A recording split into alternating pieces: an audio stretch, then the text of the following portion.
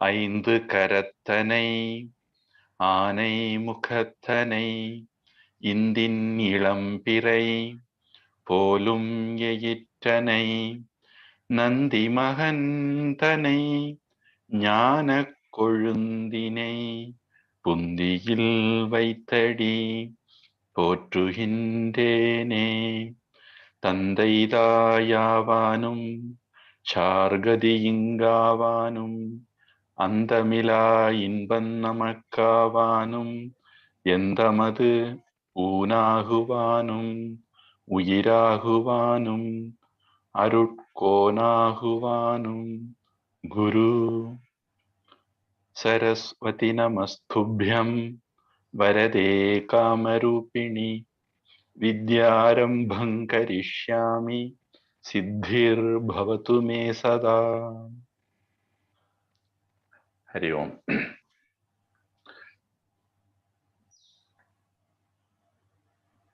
நாம போன வகுப்புக்கு முந்தின வகுப்புல திரௌபதிய கடத்த முயற்சி பண்ற விஷயம் சொல்லும் போது எனக்கே ஆச்சரியமா இருந்தது. ரொம்ப கன்சிஸ்டண்டா நான் ஜராசந்தன் சொல்லி இருந்திருக்கிறேன். அது ஜராசந்தன் இல்ல, ஜெயத் ரதன். கீதையில கூட ஃபர்ஸ்ட் சாப்டர்லயே வரும். ஜெயத் ரதன் ஒரு பாட்டம் இருக்கு, இன்னொரு பாட்டமும் இருக்கிறதாட்டு முதல் 7-8வது ஸ்லோகத்துல ஏதோ வரும். ஜெயத் ரதன் துஷ்சலாவுடைய கணவர் பேரு ஜெயத் ரதன், சிந்து தேசத்தினுடைய ராஜா. ஜராசந்தன் கிடையாது. ஜராசந்தன் மகத தேசத்தினுடைய ராஜா. அவர் ராஜசூய யாகத்துக்கு முன்னாடி அவரை கொல்றதுக்கு பீமனை அர்ஜுனனையும் கூட்டிட்டு கிருஷ்ணர் போவார். அதனால அது ஒரு திருத்தம் சொல்ல விரும்புறேன். ஜெயத் ரதனை தான் இவங்க 5 குடுமி வச்சு அனுப்புவாங்க. அவர் சிவபெருமான் கிட்ட வர வாங்கி கொஞ்ச நேரத்துக்கு பஞ்சபாண்டவர்கள் அர்ஜுனனை தவிர்ந்த மற்றவர்களை தடுத்து நிறுத்துற சக்தியை வாங்குவார். அந்த சக்தியினாலே மற்றவர்களை தடுத்து நிறுத்தினதுனால சக்கர வியூகத்துக்குள்ள அபிமன்யுவை தொடர்ந்து மற்றவங்களால போக முடியல. அவங்க போகக்கூடிய தகுதி உள்ளவங்க, திறமை உள்ளவங்க, முடியாம போனதுக்கு காரணம் இந்த ஜெயத்ரதனுடைய வரம். அதனால அபிமன்யுவை இழந்தாங்க. பஞ்சபாண்டவர்கள் தங்களுடைய குடும்பத்துல பல பேரை இந்த போருடைய வெற்றிக்காக பலி கொடுத்திருக்காங்க. அதுல அபிமன்யுவும் ஒருத்தர். அது ஒரு தகவல். அப்புறம் நாம விவேகானந்த சுவாமியுடைய வாழ்க்கையில நடந்ததாக குஜராத்ல வச்சு நடந்த கேத்ரி ராஜாவுடைய அரண்மனையின் ஞாபகம் நடந்ததாக ஒரு இது சொன்னேன். அதுல ஒரு விஷயம் சொன்னேன். ஒரே கல்லை தான் தெய்வமாகவும் வைக்கிறாங்க, படிக்கல்லாகவும் வைக்கிறாங்க, ஒன்ன கும்பிடுறாங்க, ஒன்ன மிதிக்கிறாங்க அப்படின்னு. அதே பொருள்ல தமிழ்ல கூட அது கபீர்தாஸ் எழுதின ஒரு பாடல் வரி, சூர்தாஸ் எழுதின பாடல் வரி. சரியா சொன்ன சூர்தாஸ் நினைக்கிறேன். கண்ணில்லாத ஒரு பக்தர், கிருஷ்ண பக்தர். அதே மாதிரி ஒரு சித்தர் பாடலும் இருக்குதுன்னு கேள்விப்பட்டேன். அதனால தமிழ் சொந்தங்களோட அதை பகிர்ந்துக்கிடலாம் சொல்லிக்கிட்டு அது சொல்றேன். ஓசையுள்ள கல்லை நீர் உடைத்து 2ஆய் ஆக்கியே வாசலிலே போட்ட கல்லை மழுங்கவே மிதிக்கிறீர். பூசனைக்கு வைத்த கல்லை பூவும் நீரும் சாத்துவீர். ஈசனுக்கு உகந்த கல் எந்த கல்லு சொல்லுமே அப்படின்னு ஒரு சித்தர் பாடல் இருக்குதுன்னு சொல்றாங்க. அது தமிழ் பிரியர்களுக்காக வேண்டி. இப்ப நாம மகாபாரதம் திருதராஷ்டிரனுடைய வாக்குமூலத்துக்குள்ள வருவோம். விராட தேசத்துல இருந்த போது அவங்களை கண்டுபிடிக்க முடியல அப்படின்னு தெரிஞ்சுக்கிட்ட போதே நான் வெற்றியை எதிர்பார்க்கல அப்படின்னு திருதராஷ்டிரன் சொல்றாரு. அந்த விராட தேசத்தை பற்றியே தொடர்ந்து சில விஷயங்கள் சொல்றாரு. எப்போ மாறு வேஷத்துல இருந்த என்னுடைய பிள்ளைகளை மன்னிக்கணும், பாண்டவர்களை என்னுடைய பிள்ளைகள் கண்டுபிடிக்கவில்லையோ அப்போதே நான் வெற்றி எதிர்பார்க்கவில்லை. இதுவரைக்கும் போன வகுப்புல பார்த்திருந்தோம். அதே மாதிரி அக்னிக்கு ஒப்பான பாண்டவர்கள், அதாவது சில விஷயங்களை ஒழிச்சு வச்சிடலாம். சூரியன் இருக்குது, மேகமெல்லாம் வந்தாலும் மேகம் மறைச்சிருக்குது அப்படிங்கிறது அந்த சூரிய ஒளி தான் காட்டுகிறது. சூரியனுடைய ஒளியை மேகம் மறைக்க முடியாது. மேகம் சூரியனை மறைக்கிறதுங்கிறதையும் சூரியனுடைய ஒளிதான் நமக்கு காட்டித்தரும். வேதாந்தத்துல கூட இந்த உதாரணம் பயன்படுத்துவாங்க. எங்கேயாவது வரும், நீங்க அப்போ அதை கனெக்ட் பண்ணி ஞாபகம் வச்சுக்கோங்க. அப்படி ஸ்வயம் ஜோதி ரூபமான பாண்டவர்கள், அக்னிக்கு நிகரானவர்கள். நெருப்பினுடைய ஜோதியினுடைய அழகு என்னது? அது தன்னைத்தானே வெளிப்படுத்தும், மற்றவர்களையும் வெளிப்படுத்தும், பிரகாசிக்க செய்யும். அப்போ அப்படிப்பட்ட பாண்டவர்கள், இப்ப வேற ஏதாவதுன்னா எங்கேயாவது கொண்டு ஒளிச்சு வச்சிடலாம். பஞ்ச பாண்டவர்கள் அப்படி ஒளிச்செல்லாம் வைக்க முடியாது. அப்படிப்பட்ட பாண்டவர்களை அப்படின்னு திருதராஷ்டிரன் அப்படியே வியந்து போய் சொல்றான். அக்னிக்கு ஒப்பான பாண்டவர்களை என்னுடைய பிள்ளைகள் கண்டுபிடிக்கல, அவங்க யுத்தத்துக்கு வந்தாங்க அப்படின்னு எப்ப கேள்விப்பட்டனோ அப்பவே நான் வெற்றிய எதிர்பார்க்கல.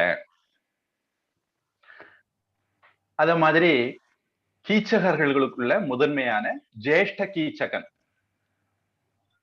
அவனையும் கூடவே அவனுடைய சகோதரர்கள் 100 பேரையும், இந்த தகவல் நான் உங்களுக்கு பீமனை பத்தி சொல்லும் போதே சொல்லியிருக்கிறேன். திரௌபதியினுடைய நிமித்தமாக பீமசேனனால யுத்தத்துல கொல்லப்பட்டார்கள் அப்படின்னு எப்ப கேள்விப்பட்டனோ அப்போதே நான் ஜெயத்தை எதிர்பார்க்கல. சுவாஸ்திகா, தனசேகர், சுபாஷ் எல்லாம் இருக்காங்கன்னு நினைக்கிறேன். அதனால மறுபடி லேசா அந்த கதைய சொல்றேன். பஞ்சபாண்டவர்கள் மாறு வேஷத்துல விராட தேசத்துல ஒழிச்சிருக்காங்க. 1 வருஷம் அவங்க யாருக்கும் தெரியாம இருக்கணும். அப்படி இருக்கும்போது அந்த விராட தேசத்து ராஜாவுடைய மனைவியினுடைய தம்பி, சகோதரன் வச்சுக்குவோம், தம்பியானதாங்கிறது உறுதிப்படுத்தணும். சகோதரன் பேரு கீச்சகர். அவருக்கு 100 சகோதரர்கள் உபகீச்சகர்கள்னு பேரு. அவங்க எல்லாருமே பெரிய பலசாலிகள். அந்த விராட தேசமே இந்த கீச்சகனுடைய பலத்தினால்தான் நின்றுட்டு இருந்தது. அந்த தேசத்து ராஜா அவ்வளவு பெரிய பலசாலி கிடையாது. அப்போ பக்கத்து ராஜ்யங்கள் எல்லாம் அந்த நாட்டுக்கு மேல படையெடுக்கல அப்படின்னா அந்த கீச்சகனுக்கு பயந்துதான். இந்த கீச்சகன் பெரிய பலசாலி. அப்ப அவன் எதேச்சையா இந்த மகாராணிக்கு சேவை செய்துட்டு இருந்த சைரந்தரி அப்படிங்கிற பேர்ல இருந்த திரௌபதிய பார்த்துட்டான். நமக்கு தெரியும் திரௌபதி ரொம்ப அழகான பெண்ணா இருந்தாங்க. ரஜினிகாந்த் அப்படின்னு ஒரு ஆள் இருக்காரு, நல்ல கருப்பான ஆளு. ரஜினினா இருட்டுன்னு அர்த்தம், காந்துன்னா காந்த மாதிரி இழுக்கிறவர் அப்படின்னு அர்த்தம். கிருஷ்ணன் கூட அந்த கிருஷ் அப்படிங்கிற வார்த்தைக்கு கிருஷ்ணன் சொல்லும் போது கருப்பா இருக்கிறவங்க அர்த்தம் எடுக்கிறாங்க. கிருஷ் ஆகர்ஷ் அப்படின்னு கொண்டு வந்து ஆகர்ஷிக்க கூடியவர் அப்படிங்கிற அர்த்தமும் கிருஷ்ணனுக்கு உண்டு. கிருஷ்ணனையும் பார்த்தா எல்லாருக்குமே வச்ச கண்ணை எடுக்க முடியாது. ராமாயணத்துல ராமர் போறாரா, போகும்போது கம்பர் சொல்றார், தாள் கண்டார் தாளே கண்டார். அவர் காலை பார்த்தாங்கன்னா காலையை தான் பார்த்துட்டு இருந்தாங்களாம். தொடுகள் கமலமன்ன தோள் கண்டார் தோளையை கண்டார். அவருடைய தோளை பார்த்தவங்க தோளையை தான் பார்த்துட்டு இருந்தாங்களா, வச்ச கண்ணை எடுக்கவே முடியலையா அப்படின்னு அந்த பாடல் போகும். அதே மாதிரி கிருஷ்ணன் திரௌபதி எல்லாம் கருப்பா இருந்தாலும் ரொம்ப லட்சணமா இருக்கிறவங்க. பொதுவா நான் சொல்லியிருக்கிறேன் நினைக்கிறேன், இல்லாட்டா இப்ப சொல்றேன். பொதுவா நம்முடைய முகத்துல ஒரு புன்னகை இருந்தது, சந்தோஷம் இருந்தது அப்படின்னா அதுதான் உண்மையான கவர்ச்சி. பொன்னகைக்கு அந்த கவர்ச்சி கிடையாது. நமக்கு நல்ல உள்ளம் இருந்ததுன்னா நம்முடைய முகத்துல ஒரு ஒளி தேஜஸ் வரும், அதுவும் ஒரு கவர்ச்சி. நல்ல திரௌபதி பொதுவா ரொம்ப அழகான பெண்ணா இருந்ததுனால அவங்களை எல்லாருக்குமே பிடிக்கும். அப்ப இந்த கீச்சகனும் இயல்பா அவங்களால ஈர்க்கப்பட்டதுல ஆச்சரியம் இல்லை. அப்ப கீச்சகன் அவங்களை அடையணும்னு நினைக்கிறான். அப்போ திரௌபதி அந்த ராணி மூலமா சொல்றாங்க கீச்சகனுக்கு, இப்படி எனக்கு 5 கணவர்கள் இருக்காங்க, கந்தர்வர்கள். அவங்க என்னை எப்பவுமே மறைஞ்சிருந்து அசரீரியா தோன்றா துணையா அப்படின்னு தமிழ்ல சொல்லுவாங்க, எனக்கு துணையா இருந்துட்டு இருக்காங்க. அதனால அவங்கிட்ட பார்த்து எதம் பதமா இருந்துக்க சொல்லுங்க அப்படின்ட்டு ராணிகிட்ட சொல்றா. ராணியும் போய் சகோதரன் கிட்ட சொல்றா. ஆனா அந்த சகோதரனுக்கு சொல்லுவாங்க இல்லையா, காமத்துக்கு கண்ணு இல்லை அப்படின்னு. அதனால அவனுக்கு கண்ணு இல்லை, புத்தி வேலை செய்யல, அறிவு கண்ணு வேலை செய்யல. அப்போ திரௌபதி அவளுக்கு நான் சொல்லியிருக்கிறேன், திரௌபதிக்கு நல்லா தெரியும் புருஷங்கிற பேருக்கு ஏத்தது மாதிரி இருக்கிற ஒரு ஆசாமி பீமன். அதனால வல்லாளன்ங்கிற பேர்ல சமையல் கட்டுல இருந்த பீமன் கிட்ட சொல்றா. அர்ஜுனன் கிட்ட சொன்னாலும் காரியத்துக்காகாது, இவர் தர்மன் கிட்ட சொன்னாலும் காரியத்துக்காகாது. அதனால நேர வந்து பீமன் கிட்ட விஷயத்த சொல்றா. இப்ப பீமன் சொன்னாரு, ஒண்ணும் நீ கவலைப்படாத, நைட்டு தோட்டத்துல இந்த மண்டபத்துக்கு அவனை வர சொல்லு, நான் போய் மிச்ச வீட்டு வேலை நான் பாத்துக்கிறேன் அப்படின்னு. திரௌபதி அவன்கிட்ட சொல்லிட்டா. அதோட அவனுடைய தொந்தரவு திரௌபதிக்கு தீர்ந்தது. நைட்டு அந்த சொன்ன நேரத்துல பீமன் மாறு வேஷத்துல பெண் மாதிரி வேஷம் போட்டுட்டு அங்க போய் உட்கார்ந்துக்கிட்டான். இவன் வந்தான், திரௌபதினு நினைச்சு பீமனை தொட்டான். அதுக்கு பிறகு அவன் வாயிலிருந்து ஒரு வார்த்தையே வரல. இருட்டடி சொல்லுவாங்கல்ல, அப்படி இருட்டோட இருட்டா கீச்சகனை கசைக்கு பிழிஞ்சுட்டாரு பீமன். பொதுவாக பீமனுடைய பலம் வந்து ரொம்ப அபாரம். பல கட்டங்கள்ல அதை நம்ம பாக்குறோம்.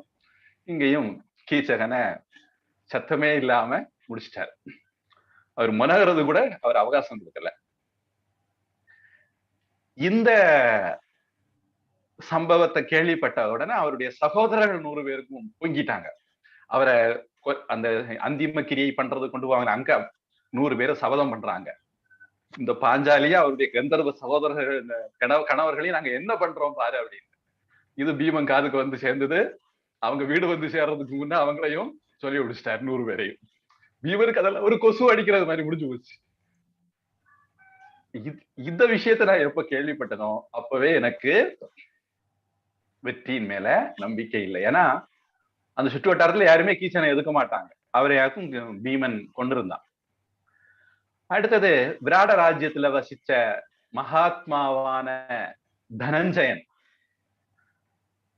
அதாவது வில்லுக்கு விஜயன் அர்ஜுனன், அவன் ஒற்றை தேராளியாகவே இருந்து ஒரு சோப்ளாங்கி உத்தரன் வண்டி ஓட்ட, கிருஷ்ணன் கூட ஓட்டல வண்டி, ஒரு சோப்ளாங்கி டிரைவர் அவருக்கு கிடைச்சா, உத்தரன் தொடரடிங்கி டிரைவர், அந்த தொடரடிங்கி டிரைவரை வச்சுக்கிட்டு பீஷ்மர், துரோணர், கர்ணன், அஸ்வத்தாமன், துரியோதனன், துஷாசனன், இப்படிப்பட்ட பெரிய பெரிய கிருப்பர், இப்படிப்பட்ட பெரிய பெரிய ஆட்களை எல்லாம், அந்த அஸ்தினாபுரத்து பெரிய மகாரத்தர்களை எல்லாம் ஒற்றைக்கு ஒருவனா இருந்து அத்தனை பேரையும் தோல்வி அடைய செய்தான் எப்போ கேள்விப்பட்டனோ அப்பவே நான் ஜெயத்தை எதிர்பார்க்கல. மட்டும் இல்ல, அதோட அந்த மத்ஸ்ய தேசத்து ராஜா, இந்த விராட தேசத்துக்கு இன்னொரு பேரு மத்ஸ்ய தேசம். அந்த ராஜா பேரு விராடன். அந்த விராடன் தன்னுடைய பெண்ணை அர்ஜுனனுக்கு கொடுக்கிறேன் அப்படின்னு முடிவு பண்ணுனா. ஆனா அர்ஜுனன் அவன் குருவா இருந்ததுனால அதை ஒத்துக்காம தன்னுடைய மகன் அபிமன்யுவுக்கு கெட்டிக்கிறேன்னு சொல்லி ஒத்துக்கிட்டு அந்த திருமணம் நடந்தது. அவங்களுக்குள்ள திருமண பந்தம் வந்ததுன்னு கேள்விப்பட்டனோ அப்பவே எனக்கு வெற்றி மேல நம்பிக்கை இல்லை. ஏன்னா ஒரு நாடு அவங்க பக்கம் கண்டிஷன்ல போயிருது, சம்பந்தம் வந்திருக்கும் போது அந்த நாட்டு படைகள் பணபலம் எல்லாமே அந்த அவங்களுக்கு போயிடுது அப்படிங்கிற கால்குலேஷன்ல சொல்றாரு. அப்பவே எனக்கு வெற்றி மேல நம்பிக்கை இல்லை அப்படின்னு. தொடர்ந்து இதே வரியில அவரு இன்னும் விஷயம் சொல்றாரு. இந்த இடத்துல நான் ஒரு தகவல் சொல்ல விரும்புறேன். இந்த விராட தேசத்து யுத்தம் நடக்கும் போது பாத்தீங்கன்னா, முதல்ல அஸ்தினாபுரத்துக்காரங்க எதிர் திசையில இருந்த ராஜாவை, ஒரு உதாரணத்துக்கு இவங்க தெற்கு பக்கம் இருக்கிறாங்கன்னா வடக்கு பக்கம் இருக்கிற ராஜாவை கூப்பிட்டு, அந்த திசையில எனக்கு குழப்பம் இருக்கு, நான் ஏற்கனவே சொல்லி இருக்கிறேன், 2 எதிர் புதிருமான திசையில உள்ள ராஜாவை கூப்பிட்டு, நீ அந்த நாட்டுல உள்ள பசுக்கள் கால்நடைகளை எல்லாம் ஓட்டிட்டு போயிடு அப்படின்னு சொல்றாரு.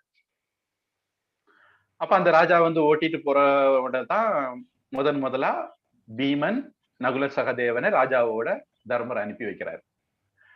என்னுடைய ஞாபகத்துக்கு தெரிய இருந்தா தர்மரும் கூட போகிறாருன்னு நினைக்கிறேன். அவங்க போய் அந்த ராஜாவை தோக்கடிக்கிறாங்க. அப்படி ராஜாவை நாட்டை விட்டு வெளியே போக வச்சுக்கிட்டு தான் பின்னாடி இருந்து இவங்க அஸ்தினாபுரத்து படை தாக்குது. அப்ப அங்க யாருமே இல்ல, இளவரசன் மட்டும்தான் மிச்சம். அதனால அர்ஜுனனையும், பிருகன்னலா அப்படிங்கிற பேர்ல இருந்த அர்ஜுனனையும் உத்தரனையும் அனுப்பி வைக்கிறாங்க. இதெல்லாம் நான் ஏற்கனவே லேச சொல்லி இருக்கிறேன். இந்த இடத்துல ஒரு குறிப்பிட்ட தகவல் என்ன அப்படின்னா, பொதுவாக இந்த தமிழ்நாட்டுக்காரங்களுக்கு ஒரு முட்டாள்தனமான வாதம் இருந்துட்டு இருக்கு.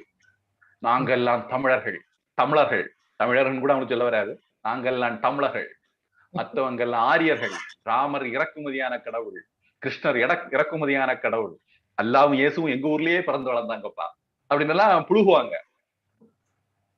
அவங்களுக்கு, அப்படிப்பட்ட முட்டாள்களுக்காக வேண்டி இதை சொல்றேன். தமிழ் இலக்கணத்துல வெட்சி, நிறை, கவர்தல் ஒரு 12 திணை உண்டு.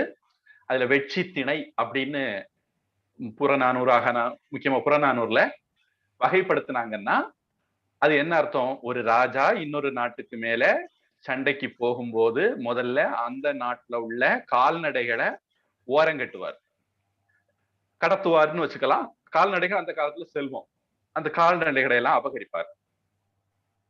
பொதுவா யுத்தத்துல பெண்கள், முதியவர்கள், குழந்தைகளை எல்லாம் ஈடுபடுத்த மாட்டாங்க. அந்த காலத்து நியமம் இது.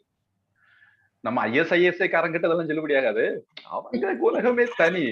அவங்க மேல் லோகத்துல 72 ஊர்களை அடைகிறதுக்காக வேண்டி சண்டை போடுறவங்க. நம்ம அப்படி இல்லை இல்லையா? அப்போ நம்ம நாட்டுல இப்படி ஒரு ப்ரொசீஜர் இருந்தது. எடுத்த உடனே போய் சண்டை எல்லாம் போட முடியாது. முதல்ல அந்த நாட்டு கால்நடை செல்வத்தை அபகரிக்கணும். குதிரை, மாடுகள், கால்நடைகளை அபகரிக்கணும். வெட்டினரி டாக்டர்னு சொல்லுவாங்க, மிருகங்களுக்கான டாக்டர். அந்த மாதிரி வளர்ப்பு மிருகங்களை நம்ம அபகரிப்பாங்க. இதை தமிழ் இலக்கணத்திலையும் சொல்லியிருக்கு. இந்தியா மகாபாரத காலத்துல இந்தியாவில் இது நடைமுறையில இருந்ததுங்கிறதையும் நம்ம பாக்குறோம். ஏன்னா தமிழ் இலக்கியங்கிறது பொதுவா 2000 வருஷம் இலக்கியம் தான் நம்ம கையில இருக்குது. 5000 வருஷத்துக்கு முன்ன மகாபாரதத்துல நம்ம இதை பார்க்கிறோம். அந்த பரம்பரை தமிழ்நாட்டை தொடர்ந்து இருந்து வந்திருக்குது அப்படிங்கிறதுக்காக இதை சொல்றேன். வெட்சி, நிறை, கவர்தல், பசுக்களை, கால்நடைகளை கவர்றது. மீட்டல், கரந்தை. பொதுவா இப்படி கவர்றதுக்காக வேண்டி போகிற ராஜா வெட்சி அப்படிங்கிற பூவை சூடி இருப்பார். இது எல்லாமே வரப்போறது எல்லாமே பூ பேரு. வெட்சிங்கிற பூவை சூடிக்கிட்டு தான் போவார். அப்ப பார்த்த உடனே தெரியும் இவங்க ஆடு மாடுகளை எல்லாம் அபகரிக்க வராங்க அப்படிங்கிறது.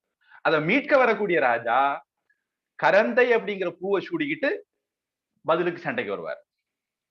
நம்ம வாலி, சுக்ரீவன் சண்டையில மாலை போட்டுக்கிட்டாங்கன்னு சொல்றோமே, கிட்டத்தட்ட இதே மாதிரி ஒரு மெத்தட் வச்சிருக்காங்க.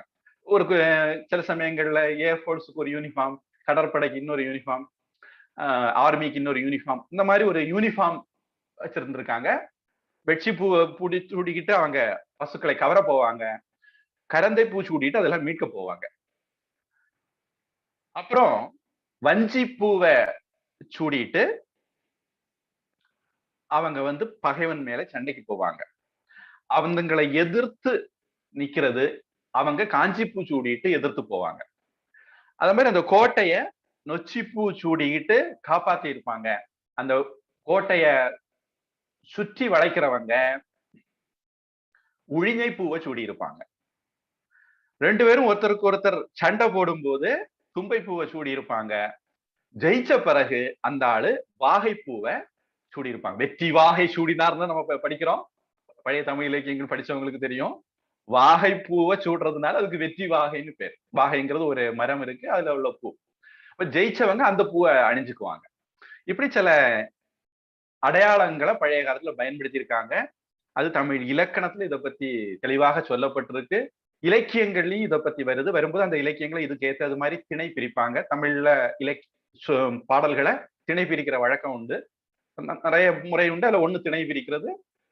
அந்த புறத்திணையில இந்த மாதிரி அடையாளங்கள் அந்த புறத்திணையில கொண்டு போட்டுருவாங்க. ஏன்னா இது போர் சம்பந்தமானது அப்படிங்கிறதுனால. அதனால இந்த ஒரு பாரம்பரியம் இந்தியா முழுக்க ஒரே மாதிரி இருந்திருக்குது. ஒருவேளை உங்க நாட்டுல கூட இந்த மாதிரி ஏதாவது இருந்தா தகவல் சொல்லுங்க. உலகம் நம்ம ஏன்னா இந்திய கலாச்சாரம் அப்படி பாரத கலாச்சாரம்ங்கிறது தென்கிழக்காசியா முழுக்க இருந்ததுன்னு நம்ம பாக்குறோம். இது பொதுமையா இருந்ததை பாக்குறோம். அதனால ஆரியர் திராவிடர்னு சொல்லலாம் ஃப்ராடு வேலை. 5000 கிலோமீட்டர் 6000 கிலோமீட்டருக்கு அந்த பக்கம் இருந்து இறக்குமதி ஆனவங்க எல்லாம் லோக்கலா, இந்தியா துணைக்கண்டத்திலேயே வடக்கு பக்கம் இருந்து வந்தவங்க எல்லாம் இம்போர்ட்டடா அப்படின்னு நம்ம காதுல பூ வைக்கிறாங்க. ஓட்டத்துறையில மிளகா அரைக்கிற முயற்சி பண்றாங்க. அதை நாம புரிஞ்சுக்கிட்டு உஷாரா இருந்துக்கணுங்கிறக்காண்டி இந்த தகவலை சொன்னேன். தொடர்ந்து இப்படி உத்தரனை திருமணம் பண்ணிக்கிட்ட விஷயத்த சொன்ன பிறகு திருதராஷ்டிரன் சொல்றான், சூதாட்டத்துல ஜெயிக்கப்பட்டு சல்லி காசு இல்லாம காட்டுக்கு துரத்தி விட்டோம். அப்படி நாட்டை விட்டு, ஜனங்களை விட்டு, பொருளை விட்டு, காட்டுக்கு போன யுதிஷ்டனுக்கு பக்கத்துல 7 அக்ஷௌணி பட சேர்ந்ததுன்னு எப்ப கேள்விப்பட்டனோ அப்பவே நான் வெற்றிய எதிர்பார்க்கல அப்படின்ட்டு திருதராஷ்டிரன் சொல்றான். இந்த இடத்துல இந்த 7 அக்ஷௌணிக்கு பின்னாடி நிறைய இம்ப்ளிகேஷன் இருக்கு. ரொம்ப சரியா சொல்றதா இருந்தா கிருஷ்ணன் மட்டும் ஏதோ நாடகத்துக்காக வேண்டி நான் ஒரு பக்கம் என் படைகள் எல்லாம் ஒரு பக்கம் அப்படின்னு விளையாடலைன்னா, நான் அர்ஜுனன் பக்கம் தான் சப்போர்ட் பண்ணுவேன்னு சொல்லியிருந்தாருன்னா கிருஷ்ணனுடைய யாதவ படைகள் எல்லாம் ஒரு அக்ஷௌணி இருக்குன்னு வச்சுக்குவோம், இந்த பக்கம் வந்திருக்கும். அப்ப 7 கூட்டல் 1 8. சல்லியனை ஃப்ராடு வேலை பார்த்து இந்த கிறிஸ்தவ பாதிரிகள் எல்லாம் பண்றது மாதிரி ஃப்ராடு வேலை பார்த்து இந்த துரியோதனன் அவங்க கட்சியில் சேர்த்துக்கிட்டான். பஞ்சபாண்டவர்களுக்கு சொந்த மாமாவை, மாத்திரையினுடைய அண்ணன், அவரை ஃப்ராடு வேலை பார்த்து ஒரு 2 அக்ஷௌணி படையோட இந்த பக்கம் சேர்த்துக்கிட்டான். அப்ப அந்த 2 அக்ஷௌணி இந்த பக்கம் வந்தா 8 2 10. துரியோதனன் அங்க மைனஸ் ஆயிட்டே போகும். அப்ப 18ல 8 அக்ஷௌணி தான் துரியோதனன் பக்கம் இருந்திருக்கும், 10 அக்ஷௌணி படை பஞ்சபாண்டவர்கள் பக்கம் இருந்திருக்கும். இனி பஞ்சபாண்டவர்கள் கொஞ்சம் மிரட்டல் எல்லாம் பயன்படுத்தி இருந்தாங்கன்னா இன்னும் அர்ஜுனன் ஏற்கனவே அடி வாங்குறது தெரியுமான்னு சொல்லிட்டு 4 பேர்த்த போய் பேசியிருந்தா போதும், பீமன் அதை மாதிரி சொல்லியிருந்தா போதும், இன்னும் கொஞ்சம் படைகள் இவங்க பக்கத்துல வந்திருக்கும். ஆனா இவங்க ரொம்ப உங்களுக்கு விருப்பம் இருந்தா வாங்கப்பா அப்படின்னு சொன்னதுனால அப்படி சொல்லியுமே இவன் பக்கத்துல 7 பேர். துரியோதன் என்னை பொறுத்த வரைக்கும் திருதராஷ்டிரன் ரொம்ப புத்திசாலி, அவன் இப்படி எல்லாம் யோசிச்சிருப்பான். இதெல்லாம் நடந்து இயல்பான முறையில விரும்பி அவன் பக்கத்துல 7 அக்ஷௌணி போய் சேர்ந்தது. நம்முடைய ஃப்ராடு வேலையெல்லாம் தாண்டி கூட 7 அக்ஷௌணி படம் அவன் பக்கம் போயிட்டது அப்படின்னு கணக்கு போட்டிருப்பான். இதே விஷயத்த மனசுல வச்சுக்கிட்டு விவேகானந்த சாமி கூட ஒரு விஷயம் சொல்றாரு. பொதுவா நம்ம யாருமே யாரையும் மதம் மாத்த முயற்சி பண்றது இல்ல. மதம் மாத்த முயற்சி பண்றது நம்ம எல்லாம் பாவம்னு நினைக்கிறோமோ என்னமோ எனக்கு தெரியாது. நம்ம பக்கத்துல இருந்து ஆட்கள் மாறி போகிறத தடுக்கிறதுக்கு நம்ம முயற்சி பண்றது இல்ல. இது ரொம்ப காலமா நம்ம நாட்டுல இருந்துட்டு வரக்கூடிய பிரச்சனை. நம்ம பெருந்தன்மை தாராள மனசுங்கிற பேர்ல நிறைய இழந்துகிட்டே வரோம். விவேகானந்த சாமி இதை கவனிச்சு அவர் சொல்றாரு, அவருடைய ஒரு சிஷ்யங்கிட்ட கேக்குறாரு, உங்க அம்மாவை ஒருவன் இழிச்சு பேசினா நீ என்ன பண்ணுவ அப்படி?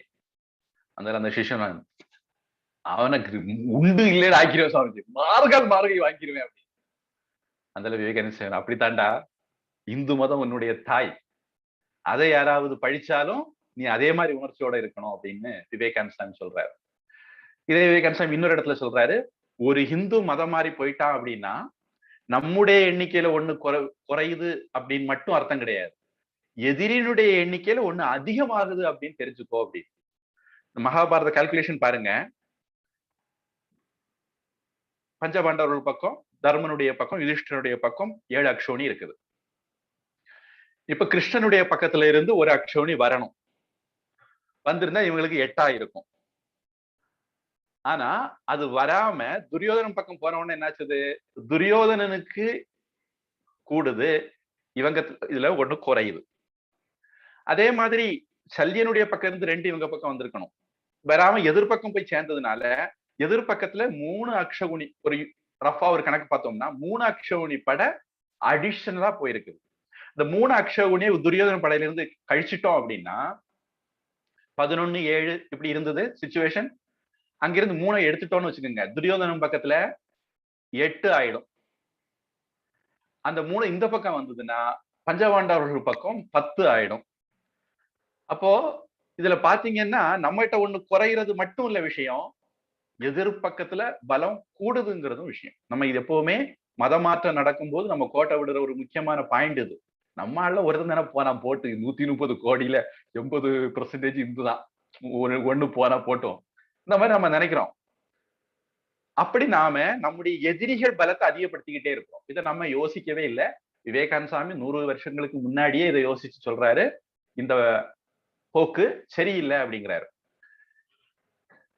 சரி, எப்படியானாலும் இப்படி 7 அக்ஷௌணி அவன் பக்கத்துல சேர்ந்த போதே நான் அவங்க பக்கத்துல இருக்கிற தர்மத்துக்காக வேண்டி அவன் பக்கத்துல 7 அக்ஷௌணி போய் சேர்ந்தது அப்படிங்கிற போதே நான் வெற்றி எதிர்பார்க்கல அப்படின்னு திருதராஷ்டிரன் சொல்றார். தொடர்ந்து நாம மகாபாரதத்தை அடுத்த வகுப்புல பார்ப்போம்.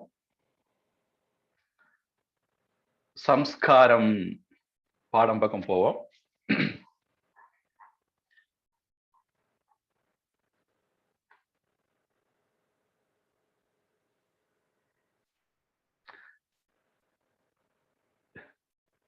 இந்த வகுப்பும் நான் ரெக்கார்டிங் ஆன் பண்ண மறந்துட்டேன். இப்பதான் ஆன் பண்றேன். மாதாஜிக்கு தகவல்.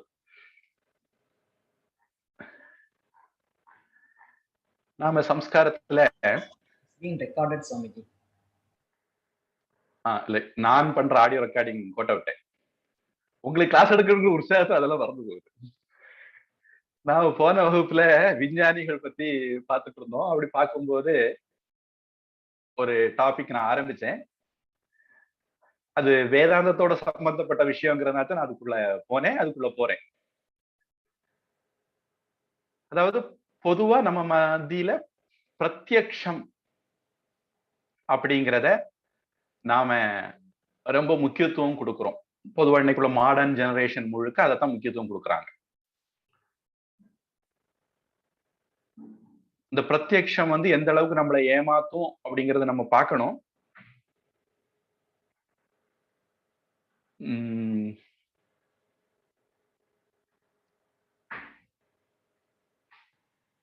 மாதாஜி, எனக்கு ஸ்கிரீன் ஷேரிங் தர முடியுமா? இல்யூஷன் சொல்லுவாங்க.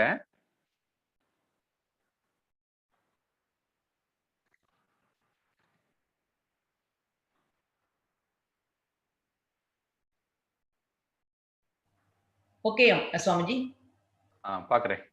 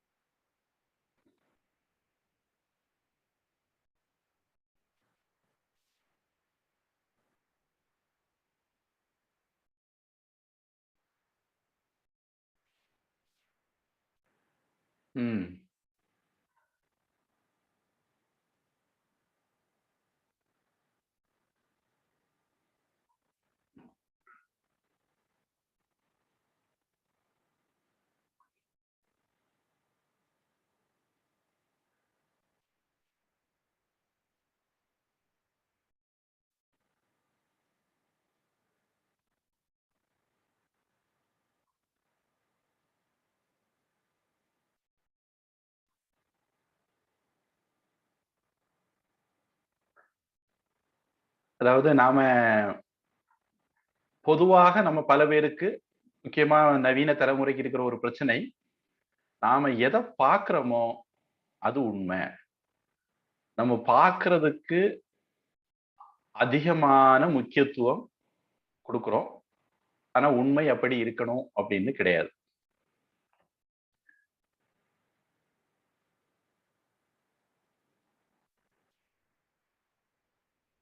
நான் இப்ப சில விஷயங்கள் காட்ட முயற்சி பண்றேன்.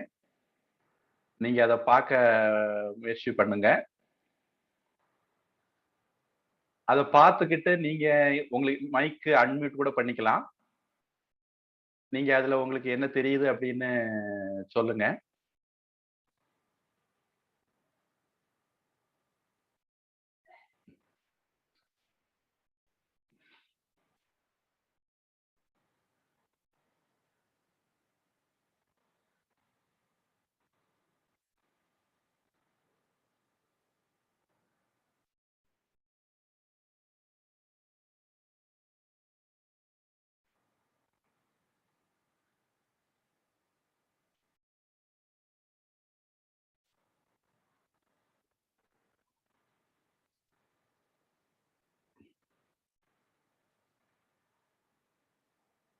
ஒரு சின்ன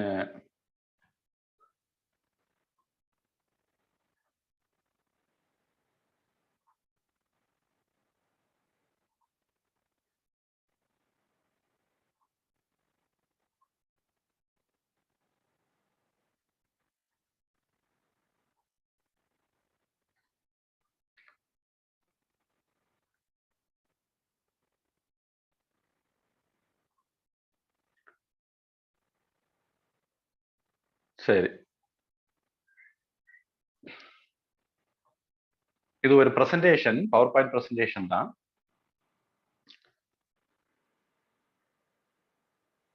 உங்களுக்கு வந்ததுதான் சொல்லுங்க, நான் அப்புறம் அதை ப்ளே பண்றேன்.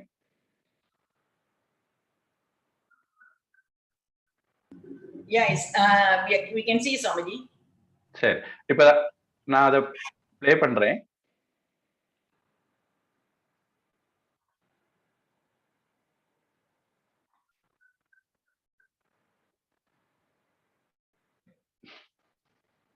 So this is maybe a flat surface or maybe a taller building. Looks both, but we know for sure it cannot be both. நாம கண்ணால பாக்குறோம், நம்ம கண்ணால பாக்குறது உண்மையா இருக்கணும் அப்படின்னு கிடையாது. இதுதான் மாயா மித்யானெல்லாம் நாங்க சொல்றோம் வேதாந்தத்துல. இப்ப இந்த கட்டத்துல நீங்க அந்த ஜங்ஷன்ல எல்லாம் பாத்தீங்க அப்படின்னா, நீங்க பாக்குற ஜங்ஷன் ஒயிட்டா தெரியும். நீங்க பார்க்காத சுத்தி இருக்கிற ஜங்ஷன் எல்லாம் பிளாக்கா தெரியும். இந்த கண்ணை கொஞ்சம் அப்படி இப்படி அலைய விட்டீங்கன்னா தெரியும், அங்க பிளாக் ஸ்பாட் இருக்கிறது மாதிரி தெரியும். ஆனா ஒயிட் ஸ்பாட் இருக்கிற மாதிரி அது கூர்ந்து கவனிச்சா அது ஒயிட் ஸ்பாட்டா மாறிடும். இந்த இதுல சாய்ஞ்ச அந்த லைன்ஸ் வந்து கொஞ்சம் ஸ்லாண்டிங்கா இருக்கிறது மாதிரி உங்களுக்கு தெரியுது, தெரியணும். உங்க கண்ணே தான் பாக்குது, நீங்க முழிச்சிருந்தே தான் பாக்குறீங்க, வேண்டாம் கிள்ளி விட்டுக்குங்க. ஆனா உங்க கண்ணுக்கு அது ஸ்ட்ரைட் லைனா தெரியல.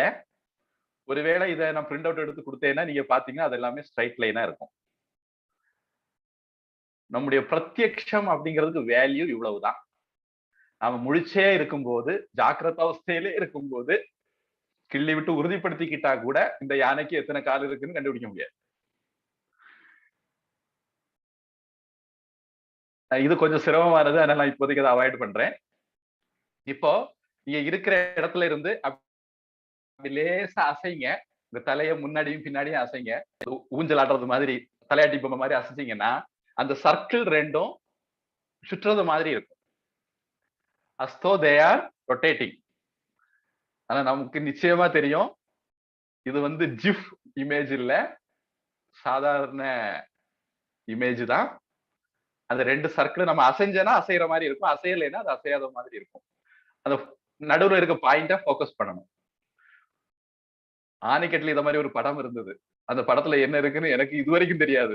உங்க மாதாஜி தான் ஒரு தடவை வந்துகிட்டு அதுல ஒரு ஸ்டாச்சு எல்லாம் இருக்குன்னு சொன்னாங்க. நான் இதையும் ஸ்கிப் பண்ணிக்கிறேன். இந்த இதுலயும் அதே மாதிரிதான். நீங்க வந்து ஒரு சர்க்கிள் இருந்து இன்னொரு சர்க்கிளுக்கு உங்க பார்வையை மூவ் பண்ணீங்கன்னா மற்ற சர்க்கிள்ல ஒரு மூவ்மெண்ட் இருக்கிறது மாதிரி தெரியும். ஆனா நான் உண்மையிலேயே உங்களுக்கு அனிமேஷன் படம் காட்டல, ஆனா உங்களுக்கு அனிமேஷன் இருக்கிறது மாதிரி தெரியும். நீங்க முழிச்சே இருக்கிறீங்க, தூங்காம முழிச்சிருந்தா பாக்குறீங்க, உங்களை ஏமாற்றும். இப்ப இந்த புத்தகத்தை அந்த பக்கம் இருந்து யாராவது படிக்கிறாங்களா, இல்ல நம்ம படிக்கிறோமா? நம்மளை பார்த்து இந்த புத்தகம் விரிச்சு வைக்கப்பட்டிருக்குதா அல்லது அந்த பக்கத்துல விரிச்சு வைக்கப்பட்டிருக்குதா அப்படின்னு எப்படி வேணாலும் எடுத்துக்கலாம். அது மாதிரி இந்த ரெண்டு லைன் பெண்டா இருக்கிற மாதிரி இருக்குது, ஆனா உண்மையிலே அது ஸ்ட்ரைட்டுங்கிறதா உண்மையான உண்மை, பாரவார்த்திக உண்மை, பிராதிபாசிய உண்மையில அது வளைஞ்ச மாதிரி இருக்கு. இது ரெண்டு சர்க்கிள் இருக்கு, ரெட் சர்க்கிள், அதை சுற்றி நிறைய சர்க்கிள் இருக்கு. பெரிய சர்க்கிளால சூழப்பட்டிருக்கிற அந்த ரெட் சர்க்கிள் சின்னது மாதிரியும், சின்ன ரெட் சர்க்கிளால சூழப்பட்டிருக்கக்கூடிய அந்த ரெட் சர்க்கிள் பெருசு மாதிரியும் தெரியுது. ஆனா உண்மை அது அல்ல.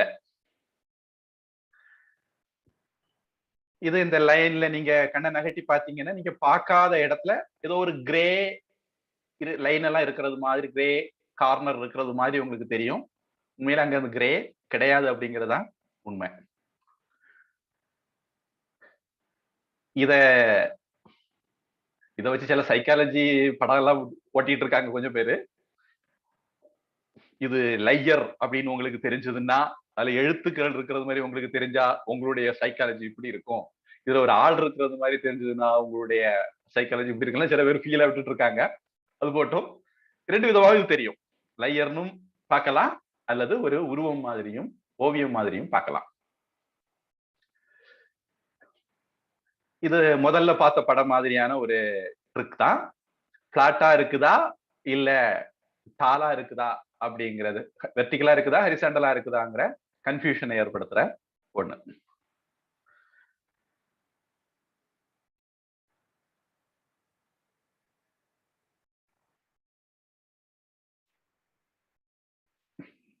இன்னொன்னையும் ஓரளவுக்கு இதெல்லாம் ஒரே மாதிரியான ஐடியா தான்.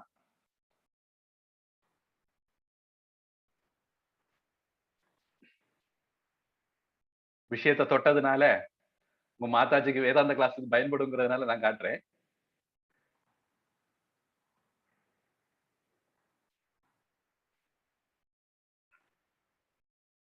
இது 2 பேரும் ஒரே ஆளா வேறையா அப்படிங்கிறது கேள்வி. பிரசிடென்ட் முன்னாடி ஒருத்தர் இருந்தாரு கிளின்டனா இல்ல வைஸ் பிரசிடென்ட் கோரா அப்படின்னு. ஒரே கிளின்டன் தான், ஹேர் கட் மட்டும்தான் வித்தியாசம். இது நம்ம ஏற்கனவே பார்த்தோம், இதுவும் ஏற்கனவே பார்த்தோம். இதுவும் அதே மாதிரிதான். நாம வளைவா இருக்குது அப்படின்னு ஒரு சர்க்கிள் அப்படியே உள்ளாடி போகுது அப்படின்னு பாக்குறோம். ஆனால் மொத்தமே சர்க்கிள் மட்டும்தான் இருக்குது. இது கொஞ்சம் டைம் எடுக்குங்கிறதுனால நான் இதை ஸ்கிப் பண்றேன்.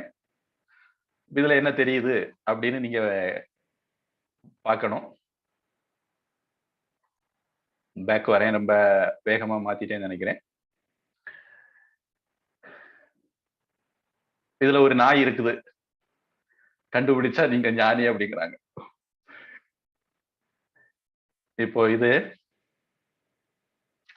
பிளாக் லைட் பல்ப கிட்டத்தட்ட இதே மாதிரி ஒண்ணுதான் போன தடவை ஸ்கிப் பண்ணேன். இது கொஞ்சம் டைம் எடுத்து பண்ண வேண்டியது, அதனால இதை இப்போ ஸ்கிப் பண்ணிடுறேன். இப்போ எத்தனை கலர் இதுல இருக்குது அப்படிங்கிறது கேள்வி. 3 கலர் தான் இருக்குது, வெள்ளை, பச்சை, பிங்க். ஆனா நீங்க வேற கலர்லாம் பாக்குறீங்கன்னா அது உங்க கண்ணுடைய கோளாறுன்னு சொல்ல மாட்டேன், உங்க கண்ணு சரியாதான் வேலை செய்யுது. ஆனால் இதுதான் வித்தியான்னு சொல்றது, மாயான்னு சொல்றது. ஒரே மாதிரியான ஷேப்ஸ் ஒரு விதமா அடுக்குனா கம்ப்ளீட்டா வருது, இன்னொரு விதமா அடுக்குனா ஒரு ஸ்பேஸ் வந்துருது. இதுல என்ன தெரியுது? மண்டவோடு தெரிஞ்சா உங்களுக்கு சைக்காலஜி ஒரு மாதிரி, 2 பேரும் உட்கார்ந்து டைனிங் பண்ணிட்டு இருக்காங்கன்னு தெரிஞ்சா உங்க சைக்காலஜி இன்னொரு மாதிரி.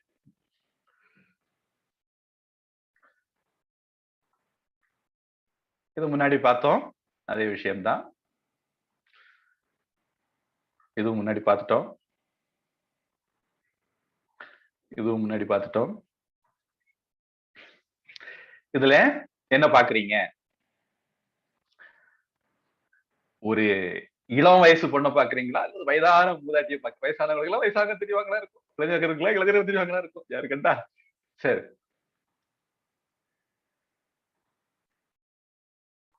பொதுவா இதை பொறுத்த வரைக்கும் ரெண்டுமே வர்ற மாதிரி தான் பண்ணியிருக்காங்க.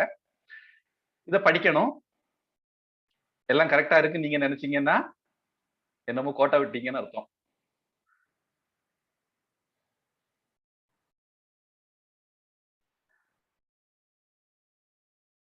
ஐ லவ் இன் பாரிஸ் இந்த ஸ்ப்ரிங் டைம் அப்படின்னு படிச்சீங்கன்னா இல்ல, I love Paris in the spring time அப்படின்னு 2 தான் இருக்கு. அதை அநேகமா கோட்டை விட்டுருப்பீங்கன்னு நம்புறேன்.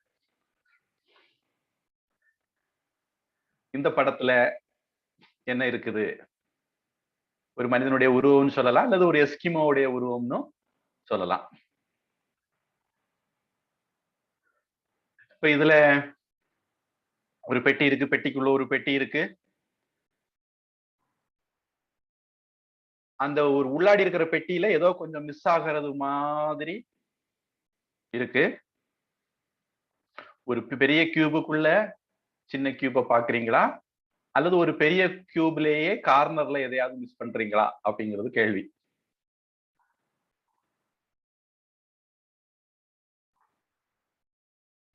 இதுல வந்து உள்ளாடி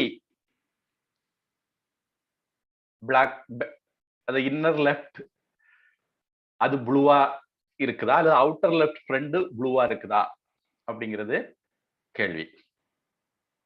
2 விதமாக தெரியக்கூடும். உங்களுக்கு ஒரு விதமா மட்டும்தான் தெரிஞ்சுது, அதுக்கு நான் பொறுப்பாளி இல்ல. இதுல என்ன இருக்கு அப்படின்னு, ஃபேஸ் இருக்குதா அல்லது ஒருத்தர் ஒரு இசைக்கருவியை வாசிக்கிறது மாதிரி இருக்குதா அப்படின்னு. இது பொறுத்த வரைக்கும் நான் பெருசா சீரியஸா எடுத்துக்கல, நம்முடைய பாயிண்ட்டுக்கு ரொம்ப ஒத்தாசை பண்ணக்கூடியதுன்னு நினைக்கல. இது எதுக்கு எடுத்துக்கலாம் அப்படின்னா, இதுவும் ஒரு முக்கியமான விஷயம் தான். கீதையில எல்லாம் நம்ம வேதாந்தத்துல பாக்குறோம், ராகம் அப்படின்ட்டு ஒரு டாபிக் பாக்குறோம். அல்லது என்ன சொல்றான், சப்ஜெக்டிவா பாக்குறோம்னு ஒரு விஷயம் சொல்லியிருக்கலாம் உங்களுக்கு. பொதுவா இந்த உலகம் நமக்கு பிரச்சனையா இருக்கிறது காரணம் நம்முடைய சப்ஜெக்டிவ் பார்வை தான். நாம ஆப்ஜெக்டிவா பார்த்தா நமக்கு பிரச்சனை வராது சொல்லுவோம். பொதுவா நாம நம்முடைய ஐடியாஸ் கூட தான் இந்த உலகத்தை பாக்குறோம். இப்ப நீங்க என்ன பாக்குறீங்க அப்படின்னா, என்ன பாக்குறது இல்ல, நீங்க நினைக்கிற என்ன பாக்குறீங்க. அந்த பாயிண்ட் ஆஃப் வியூல இந்த படங்கள் எல்லாம் ரொம்ப முக்கியமானது. ஏன்னா நமக்கு என்ன மாதிரி ஐடியா இருக்குதோ அந்த இதுதான் நமக்கு தெரியும், இன்னொன்னு தெரியாம போயிடும், நம்ம கோட்டை மிஸ் பண்ணிடுவோம். இங்க அது மாதிரி ஒரு வயசானவருடைய ஃபேஸும் தெரியலாம், அல்லது 2 பேர் உட்கார்ந்து இருக்கிற மாதிரியும் தெரியலாம். இது நம்ம ஏற்கனவே பார்த்தோம்.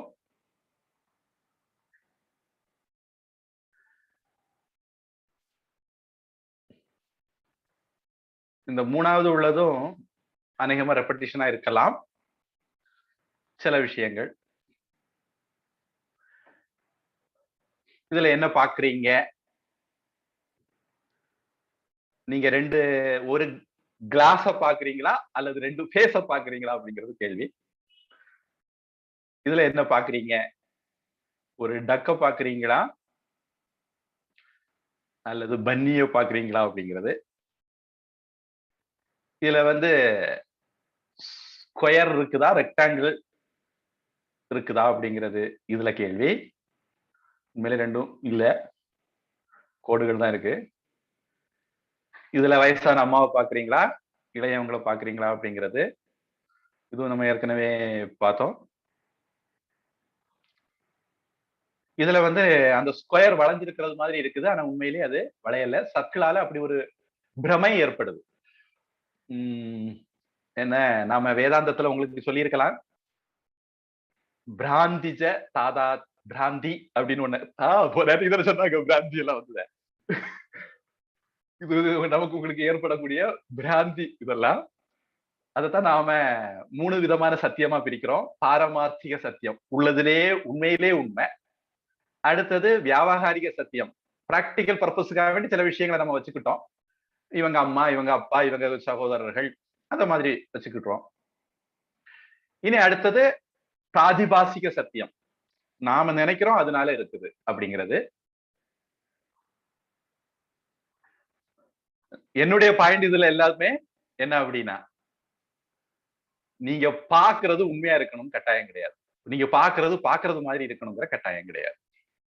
இப்போ இதெல்லாம் பேரலா இருக்குதா இல்லையாங்கிறது பேரலா தான் இருக்குது அப்படிங்கிறது.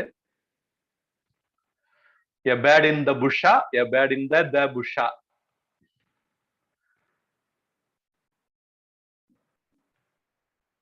இது எப்படி இருக்குது அப்படிங்கிற கன்ஃபியூசிங்கா இருக்கணும். இது வயசான அம்மாவா அல்லது சின்ன பொண்ணா அப்படிங்கிறது. மண்டையோடா இல்ல 2 பேர் சாப்பிடுறாங்களா அப்படிங்கிறது. 2 ஃபேஸா அல்லது ஒரு ஃபேஸா அப்படிங்கிறது.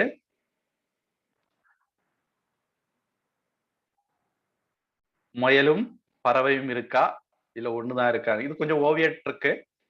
நம்முடைய மனசுக்கு ஏத்த மாதிரி இதை பார்ப்போம், சப்ஜெக்டிவா பார்ப்போம். சரி, நான் பிறகு இனிமேல் இதை வச்சு நிறைய கதைகள் ஓட்டிடுவேன், அதனால இன்னைக்கு இதை காட்டினேன். சரி, நாம இதுல சொல்ல வந்த விஷயம் என்ன அப்படின்னா, இப்படி நாம உலகத்தை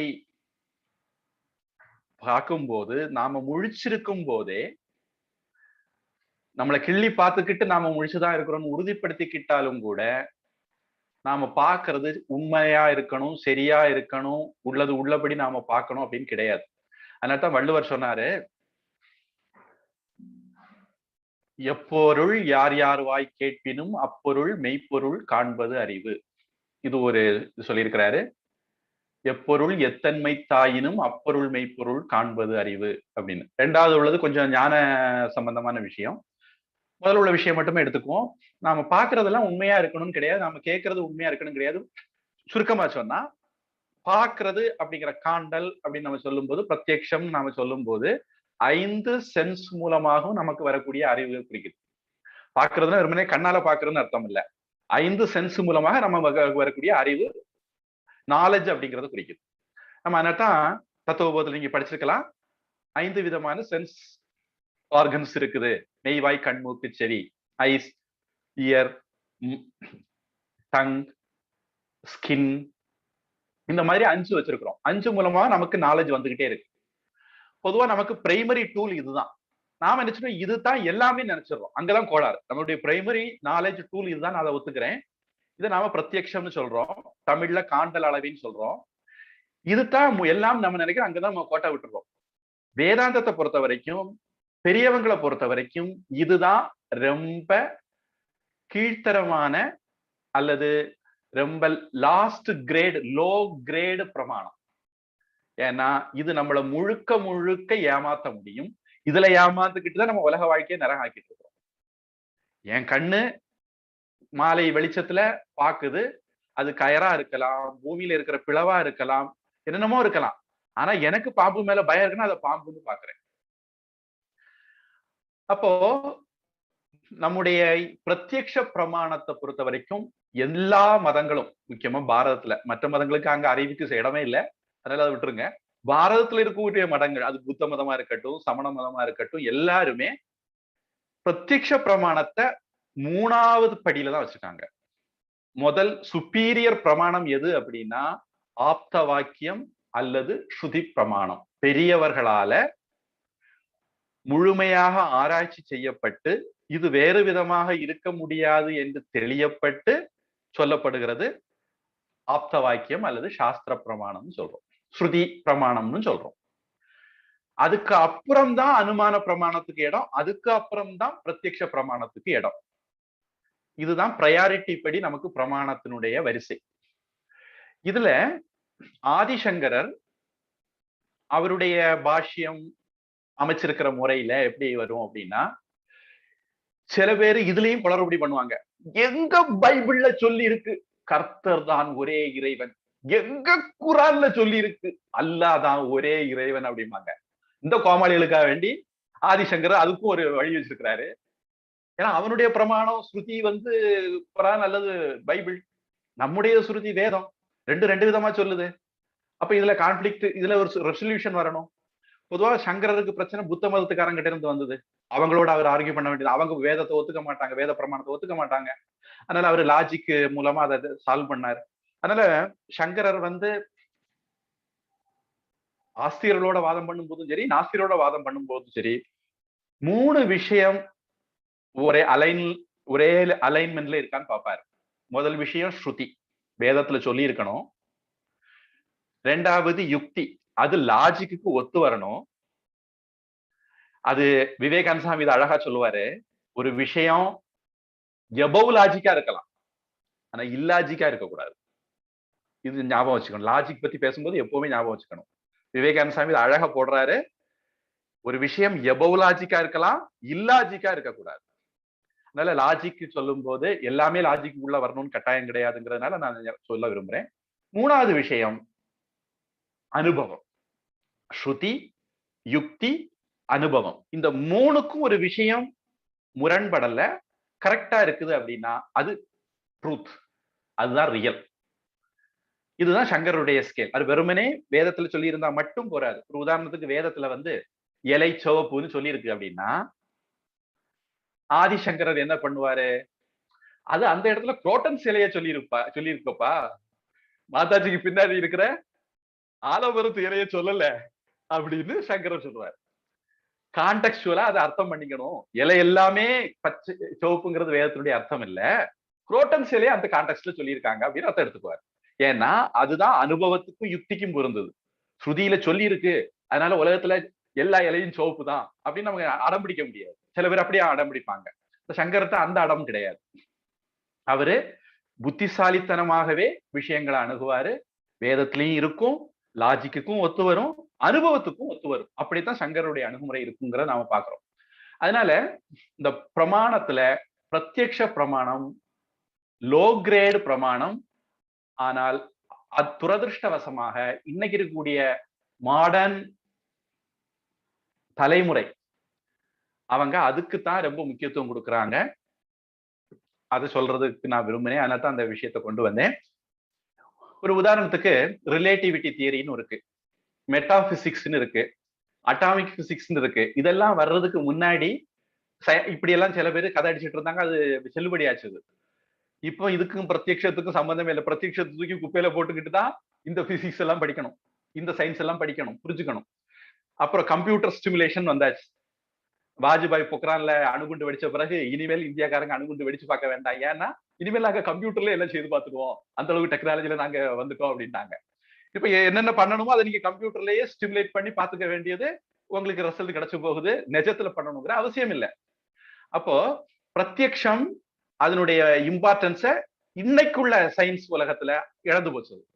ஆனா ஒரு 10-20 வருஷத்துக்கு முன்ன அதைத்தான் நிறைய பேர் தலையை தூக்கி வச்சு கொண்டாடிட்டு இருந்தாங்க.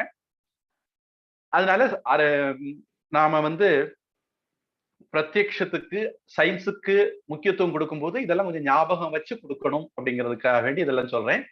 இப்போ நிறைய விஷயங்கள் இன்னைக்கு உலகத்துல இருக்குது, அதெல்லாம் இன்னைக்கு இருக்கக்கூடிய நம்முடைய அறிவுக்கு எட்டல. அது பிரமிடா இருக்கலாம், அல்லது தென் அமெரிக்காவில் இருக்கக்கூடிய நீர்ப்பாசன வசதிகளா இருக்கலாம், அல்லது இந்தியாவில் இருக்கக்கூடிய கோவில்கள், குகைகள், சிற்பங்கள், அல்லது மெட்டல் பில்லர், ஆதிசங்கருக்காக வேண்டி மூகாம்பிகையில வச்சது, டெல்லியில இருக்கிற மெட்டல் பில்லர், இந்த மாதிரி எவ்வளவோ விஷயங்கள் அது எல்லா சயின்ஸ் ஃபீல்ட்லயும் நீங்க எடுத்துக்கங்க இருக்குது. இதெல்லாம் பார்த்து இன்னைக்குள்ள சயின்டிஸ்டுக்கு டைஜஸ்ட் பண்ண முடியல. அதனால அவங்க ஒரு புது தியரியோட வந்தாங்க. ஏன்னா இந்தியாக்காரனுக்கு அறிவு இருந்துங்கன்னா அவங்களால டைஜஸ்ட் பண்ண முடியாது. அதனால இந்தியாக்காரனுக்கு அறிவு இல்லை, இந்த அறிவு எங்கேயோ வேற கிரகத்துல இருந்தா வந்தது அப்படின்னு அவங்கதான் இப்ப ஒரு கதை அடிச்சிட்டு இருக்காங்க, வேற்று கிரகவாசிகள். இந்த வேற்று கிரகவாசிகள் கதை அடிக்கிறவங்க அத்தனை பேரும் உலகத்துல ஏற்கனவே புத்திசாலிகள் இருந்தாங்கிறத ஒத்துக்கொள்ள முடியாத, டைஜஸ்ட் பண்ண முடியாத அசாமியம். முன்னாடி அறிவு இருந்தது அப்படிங்கிறதுக்கு நம்ம கிட்ட நம்முடைய வேதங்கள்ல ஆரம்பிச்சு எவ்வளவோ லிட்டரரி எவிடன்ஸே இருக்கு நம்ம கிட்ட. அதையெல்லாம் இவங்க ஒதுக்கி வச்சுக்கிட்டு எங்கேயோ இருந்து யாராவது கொண்டு வந்து அப்படி போட்டுட்டு போயிட்டாங்க. பூஜை சாமிஜி அழகா இருக்கா சொல்லுவார், நடந்த விஷயம் சொல்லுவார். அமெரிக்கால இருந்த போது ஒரு பாதிரியார் சாமிஜிட்ட தர்க்கம் பண்ணியிருக்கிறார், ஆர்கியூமெண்ட் பண்ணியிருக்கிறார். அப்போ சாமிஜி சொன்னாரா, நீங்க உலகம் தோண்டி எவ்வளவு வருஷம் ஆகுது சொல்லுங்க. அது 4000 வருஷம் ஆச்சு. இன்னையில சேர்த்து கணக்கு போட்டா 6000 வருஷம் ஆச்சு அப்படின்னாரா. அதுல சாமி சொன்னா, எங்க ஊர்ல சில வீடே 6000 வருஷம் இருக்குமே அப்படின்னாரா. இப்போ டைனோசர் எலும்பு கூட எல்லாம் இருக்கு, அதெல்லாம் 10,000 வருஷம், லட்சக்கணக்கான வருஷம் சொல்றாங்களே, இதை பத்தி நீங்க என்ன நினைக்கிறீங்க அப்படின்னு. அது கார்பன் டேட்டிங் எல்லாம் சும்மா பம்மாத்து வேலை சாமிஜி, நீங்க அதெல்லாம் நம்பிட்டு இருக்கீங்களா? அதெல்லாம் சும்மா ஒருவேளை உங்க வழிக்கே வர சாமிஜி. கடவுள் சர்வசக்தி வாய்ந்தவர் நீங்க நம்புறீங்களா இல்லையா? நம்புறேன். அப்ப அந்த கடவுள் ஒரு 10,000 வருஷம், லட்சம் வருஷத்துக்கு முன்னாடி உள்ள டைனோசர் எலும்பு கூட 6000 வருஷத்துக்கு முன்னாடி உலகத்தை படைக்க புரியாம போட்டிருக்க கூடாது அப்படின்னாரா. அதுல சாமிஜி அவர்கிட்ட கேட்டாரா, டீ சாப்பிடுவோமா அப்படின்னு. ஏன்னா ஒன்ன மாதிரி ஆக்கிட்ட பேசி எனக்கு நேரத்தையும் வீணாக்கி என் மண்டையும் புண்ணாக்குறதுக்கு விடை பெறலாம் அப்படிங்கிற அர்த்தத்துல சாமிஜி டீ சாப்பிடலாமான்னு கேட்டாரா. இந்த மாதிரி ஆசாமிகள் உலகத்துல இருக்காங்க. அவங்க தான் இந்த வேற்றுக்கிற வாசி கதையெல்லாம் விட்டுட்டு இருக்காங்க. லிட்டரரி எவிடன்ஸ் வேதத்துல இருக்கு, மகாபாரதத்துல இருக்கு, ராமாயணத்துல இருக்கு. இதெல்லாம் அவங்க புறந்தள்ள விரும்புறாங்க, ஒத்துக்கிட விரும்பல. இந்தியாக்காரங்க பிரில்லியண்டா இருந்தாங்கன்னு ஒத்துக்கிட விரும்பலையா இருக்கலாம். சரி, எப்படியானாலும் நிறைய அறிவியல் கண்டுபிடிப்புகள் பின்விளைவுகளை ஏற்படுத்துறதை நாம பாக்குறோம். அவங்க கர்த்தர் எப்பவுமே அவருக்கு பண்ணி முடிச்ச பிறகுதான் அது ஓகேன்னு தோணும், அப்புறம் தான் அது அப்படி ஆகட்டும்னு சொல்லுவாரு. அதே மாதிரி இந்த விஞ்ஞானிகளும் செய்து முடிச்சு ஒரு 10 வருஷம் 15 வருஷம் கழிச்சுதான் இது சரியில்லை. அதாவது அனாசின் ஒரு மாத்திரை உண்டு, ஆஸ்பிரின் ஒரு மாத்திரை உண்டு, பேராசிட்டமால் ஒரு மாத்திரை உண்டு, இதெல்லாம் அமெரிக்கால தடை பண்ணி வச்சிருக்காங்களாம். இந்தியாவில் அதெல்லாம் ஜேன்னு விற்பனை ஆகுது. எங்க ஊர்ல அந்த மாத்திரையை பயன்படுத்தாத எந்த பெண்களுமே இருக்க மாட்டாங்க. ஒரு தலைவலியா போடு ஆசின போடு பாராசிட்டமால் தான். அவங்க எதை சைடு எஃபெக்ட் இருக்குது அப்படின்னு நினைக்கிறாங்களோ அது இந்தியால கொண்டு டம்ப் பண்ணிடுறாங்க. ஏன்னா இது குப்பை, இங்க ஒட்டு குப்பையை போட்டுருவாங்க. இத மாதிரிப்பட்ட நிறைய விஷயங்களை நாம பாக்குறோம். சயின்ஸுக்கு நிறைய எந்த ஒரு சயின்ஸுடைய கண்டுபிடிப்பானாலும் பின்னாடி அது பெரிய பிரச்சனைகளை ஏற்படுத்துது. அதெல்லாம் அவங்களுக்கு தெரிய மாட்டாங்குது. பிறகுதான் அதை கொண்டு வராங்க. ஒரு டாக்டர் சொல்றாரு, 85% மேலான மருந்துகளுக்கு சைடு எஃபெக்ட் இருக்குன்னு கண்டுபிடிச்சிருக்காங்க. இன்னும் பாக்கி இருக்கிற 15% மருந்துகளுக்கு இன்னொரு 5 வருஷம் கழிச்சு கண்டுபிடிப்பாங்க அப்படின்னு. அதுதான் நிஜம் சயின்ஸை பொறுத்த வரைக்கும். அதனால சயின்ஸுக்கு முக்கியத்துவம் கொடுக்கலாம், நம்ம ரிசர்ச் பண்ணலாம், ஒன்றும் தப்பு இல்லை, அதெல்லாம் தப்புன்னு சொல்ல வரல. ஆனா அதுக்காக வேண்டி சயின்ஸுக்கு அடிமையாயிடக்கூடாது. சயின்ஸையும் நாம எப்படி நீங்க மகாபாரத ராமாயணம் ஆன்மீகத்தை கையாளும் போது ரொம்ப எக்ஸ்ட்ரா கேரோட கையாளுறீங்களோ அதே மாதிரி சயின்ஸையும் கையாண்டீங்கன்னா சமமா அதே நிலையில சயின்ஸையும் வச்சு பாத்தீங்கன்னா நல்லா இருக்குங்கிறது. சயின்ஸுக்கு ஏமாந்துடக்கூடாதுன்னு சொல்ல வரேன்.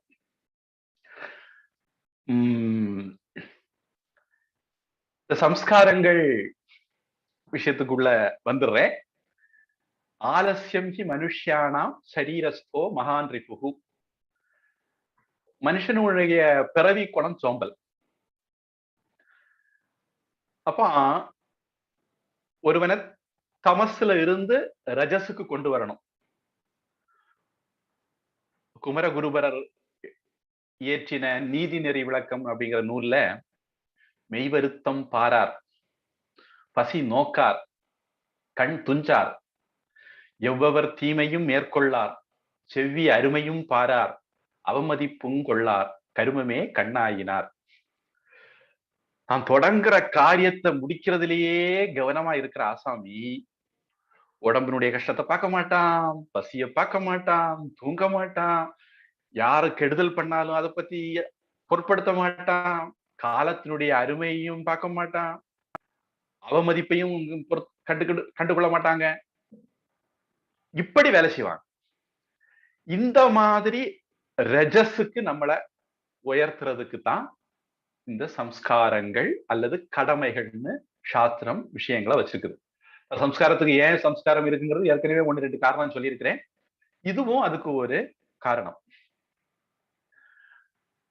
நம்முடைய சோம்பேறித்தனத்தை விரட்டுறதுக்கு தாமச குணத்துல இருந்து நம்மளை ராஜச குணத்துக்கு உயர்த்தி, ராஜச குணத்துல இருந்து சத்துவ குணத்துக்கு உயர்த்தி, சத்துவ குணத்துல இருந்து நிர்குண நிலைக்கு உயர்த்தி நிஸ்திரைகுண்யனாக மாத்துறது சம்ஸ்காரத்தினுடைய இன்னொரு நோக்கம். நிஸ்திரைகுண்யா விஷயாவே திரைகுண்ய விஷயாவேதா நிஸ்திரைகுண்யோ பவார்ஜுன நிர்த்வந்தோ நித்திய சத்வஸ்தக யோக நிர்யோகக்ஷேம ஆத்மவான். பகவத்கீதை 2வது அத்தியாயம் 45வது ஸ்லோகத்துல இந்த விஷயம் வருது.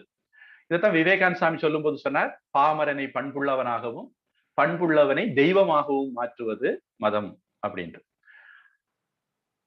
அப்ப நாம இந்த சம்ஸ்காரங்கள் அல்லது நம்முடைய கடமைகள் இதை நம்ம கடைபிடிக்கல அப்படின்னா நாம பிராகிருத ஜனங்களா இருக்கக்கூடியவங்க எப்படி இயல்புக்கு ஏத்த மாதிரி வாழ்வோம், சட்ட திட்டங்களுக்கு எல்லாம் உட்பட மாட்டோம், அப்படி காத்தடிச்சுட்டு போறதுல இல்ல மனம் போன போக்குல இருப்போம்.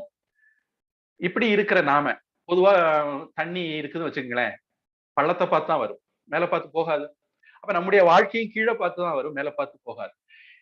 இதே வாழ்க்கையை நாம சம்ஸ்கிருத ஜீவனமாக நடத்தணும் அப்படின்னா சாஸ்திரப்படி இருப்போம், சட்டதிட்டங்களுக்கு உட்பட்டு நடப்போம், எதிர்நீச்சல் போடுவோம்.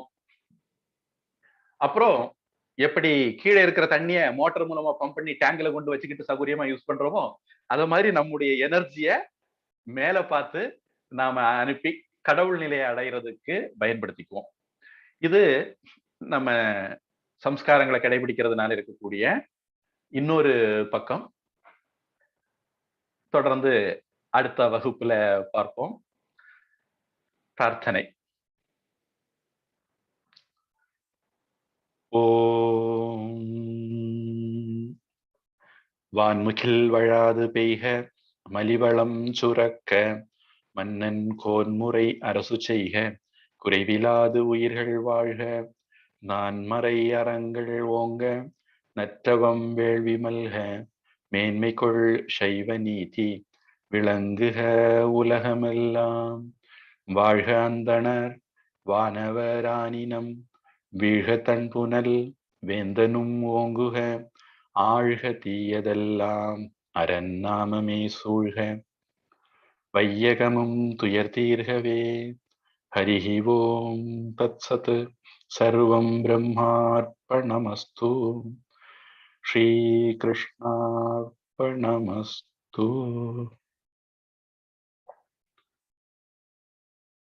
ஹரி ஓம்.